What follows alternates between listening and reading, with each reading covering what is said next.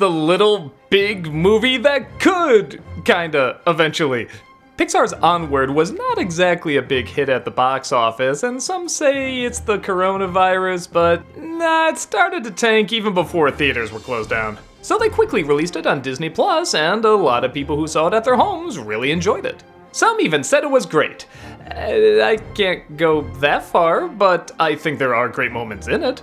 In fact, this is one of the rare movies that starts off, in my opinion, kinda bad and gets better and better as the film continues, and actually turns out a pretty good product. The story centers around a fantasy world, though I use that term very loosely, as this is a world where fantasy characters exist, like griffins and elves and fairies and such. But unlike most fantasy worlds where magic rules all, here technology rules all, and they kind of forget about magic. And yeah, I really like this idea. I think that's very clever. I feel like I've seen it done well in shows like Ugly New York, but then I've also seen it done bad in movies like Bright. This, at least at the beginning, starts off more on the bright side. Ha, see what I did there? Two elves named Ian and Barley, played by Tom Holland and Chris Pratt, try their best to live in a world where their father has died. Imagine a Disney film with a dead parent. Their mother, played by Julia Louis-Dreyfus, tries her best to raise them, but she knows deep down they really do miss their dad. Well, it turns out Barley is really into this whole magic and sorcery thing. In fact, there's even a popular game around it. And no, it's not called magic. What a tie-in that would be! And he thinks he discovers a way to bring his father back. Unsure, but hopeful, Ian agrees to join him, and they use this magic scepter to try and conjure him back to life. But the spell only works halfway, and all they get is his legs. Yeah, he can't talk or write or anything like that. They're just stuck with a pair of legs. So naturally, they have to go on a journey to get the rest of their father back, by a short amount of time, of course, and they come across a bunch of colorful characters, of course. Because that's what these movies do. And at first, that's the vibe I got out of this movie. This is one of those movies that just kinda does what these kind of movies do. You see the big-eyed innocent who's a bit of a geek but still has a good heart. You see the mother who's trying to balance a million things. You have kind of the rockin' brother who's kind of a lunkhead but also has a good heart. And look, the dragon's a dog! What? We haven't seen that in...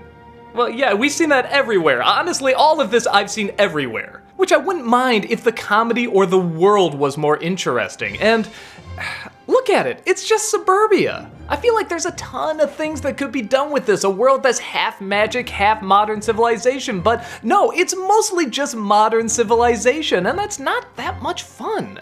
The comedy as well wasn't getting that many laughs out of me. Like, nothing was awful, but I don't recall really chuckling, and I know there were several moments where they were holding for like a pause where there was supposed to be a laugh, and I don't know, the screening I went to definitely didn't have that many laughs. But here's the thing, as soon as the quest gets started, it turns on. Suddenly, a lot of cool characters pop up, a lot of funny ideas pop up, and yeah, a lot of dramatic moments get all the more heartbreaking.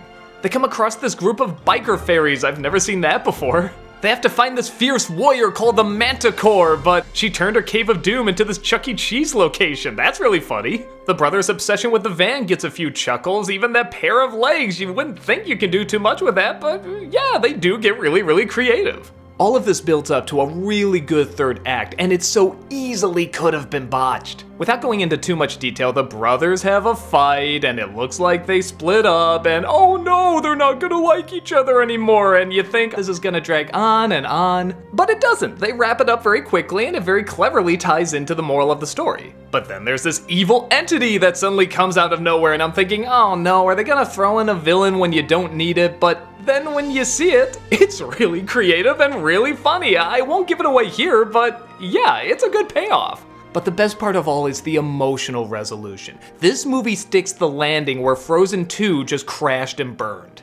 There are consequences to choices. They follow through with their sacrifices. A character doesn't give up something and then suddenly, oh no, just kidding, here's some magic dust made your dream come true or something. No, they give it up for good. That's why it's called a sacrifice. That's why it's emotional. That's why it means something.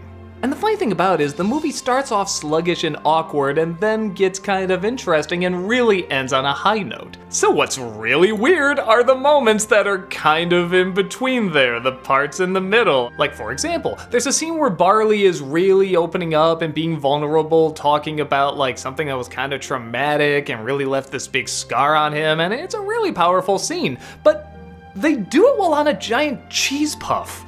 Usually I'm totally down for scenes that mix something that's really dramatic with something really silly, but this just didn't quite click. There's a couple scenes like that. They're not awful, they just don't quite click. There's always something that just feels off about it. But like I said, as the film continues, it really ends strong. It's kind of like the Frost-Nixon interviews. A lot of them are kind of just blasé and not that interesting, but then suddenly it ends on a really, really powerful note. So yeah, I definitely recommend this film. I feel like people will either watch it and have a similar experience I did, and if you are, just stay with it. It gets really good. And if you're not like me, you'll probably just like it from beginning to end. Like I said, the opening is not really awful or anything, it just kind of felt a little generic to me, but there's a lot of people that still like seeing something that's bright and colorful and upbeat and has a little emotion to it.